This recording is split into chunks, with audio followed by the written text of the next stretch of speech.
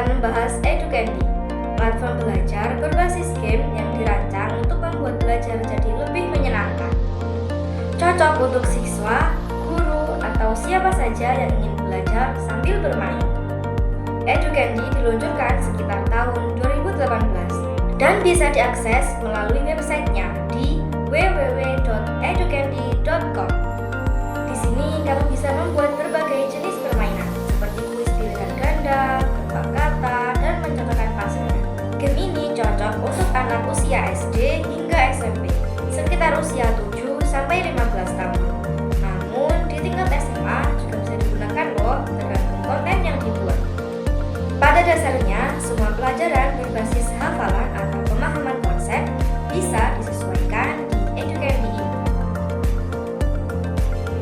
Untuk akses bermain gamenya, kalian bisa membuka link yang telah diberikan oleh guru beserta kodenya, atau juga bisa langsung masuk ke situs webnya. Setelah memasuki halaman game, kalian akan melihat beberapa pilihan game otomatis seperti ini. Semua game ini berasal dari satu set data yang sama. Setelah itu, mainkan game yang telah kamu pilih di halaman game. Yang terakhir, dapatkan skor dan umpan balik secara langsung. Keunggulan EduCandy yang pertama, mudah digunakan. Jadi tidak perlu keterampilan khusus untuk bermain game ini. Yang kedua, menarik dan interaktif. Format gamifikasi mendorong minat belajar siswa.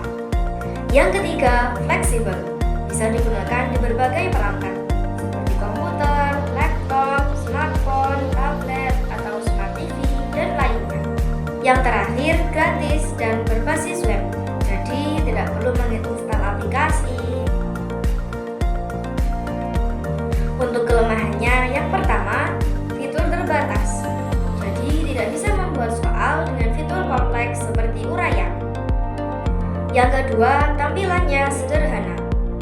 Dibandingkan dengan platform lainnya, EduCandy ini memang kurang menarik secara tampilan. Yang ketiga, tidak mendukung penilaian otomatis lanjutan. Jadi tidak ada sistem pelaporan hasil belajar secara mendalam. Dan yang terakhir, yakni lebih cocok untuk latihan pribadi atau kelas kecil, karena tidak adanya leaderboard atau kompetisi daring.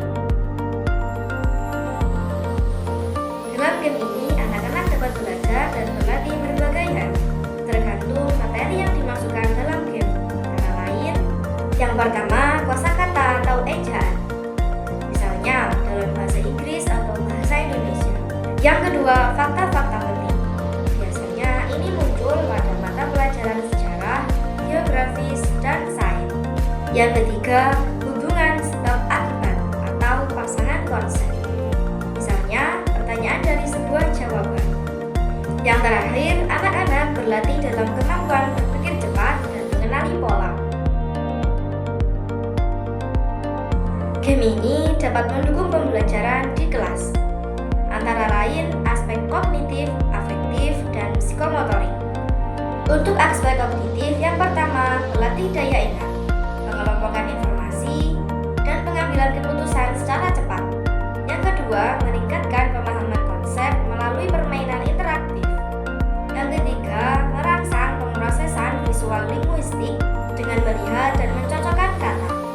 Untuk aspek afektifnya, yang pertama, membangun minat belajar siswa karena game bersifat menyenangkan. Yang kedua, memberikan rasa pencapaian melalui skor dan umpan balik secara langsung. Yang ketiga, mengembangkan sikap pantang menyerah saat menghadapi soal yang sulit. Sedangkan untuk aspek psikomotoriknya, yang pertama, mengasah koordinasi mata dan tangan, terutama saat bermain di perangkat touchscreen. Yang kedua, mendukung refleks cepat dan konsentrasi visual. Game ini sangat sesuai untuk anak SD. Alasan yang pertama, sederhana dan tidak rumit. Anak SD bisa memainkannya tanpa perlu latihan khusus.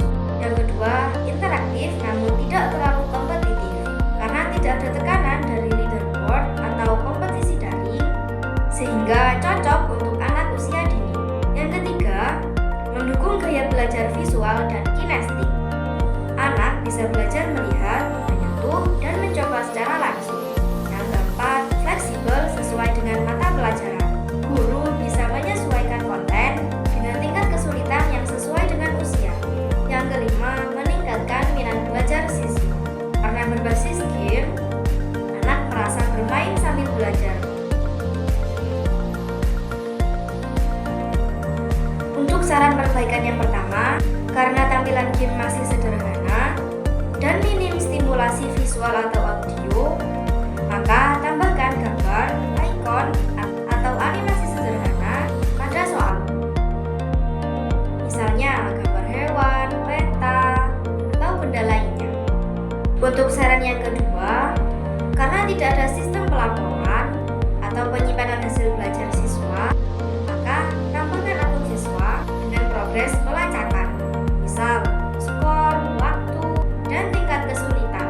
Atau sediakan fitur ekspor hasil game ke email guru atau orang tua, atau dashboard guru. Itulah tadi review singkat tentang EduCandy. Menarik bukan? Yuk coba sendiri dan mulai berlatih. Kemudian rasakan serunya belajar sambil bermain. Jangan lupa like ya. Sampai jumpa lain waktu. Dadah!